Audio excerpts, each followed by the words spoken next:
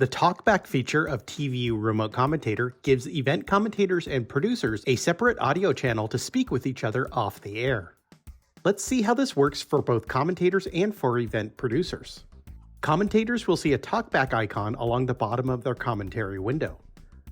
The Talkback function can be activated with your mouse cursor by clicking and holding this icon, or by hitting and holding the spacebar on your keyboard.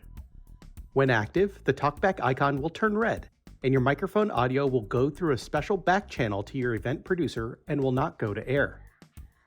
The Talkback channel will be active while you either hold down the mouse button on the Talkback icon or hold down the spacebar, and the Talkback channel will stop when you let go. Event producers can initiate Talkback with any or all of their commentary groups in the coordinator room for their event. Near the top of the coordinator room window, you will see buttons to talk to all groups and to talk to each individual commentator group for the event. To use the Talkback feature to speak with all of the commentators at the same time, click on the Talk to All Groups button. You will see the button turn red when it's active, and it will remain on until you click the button again.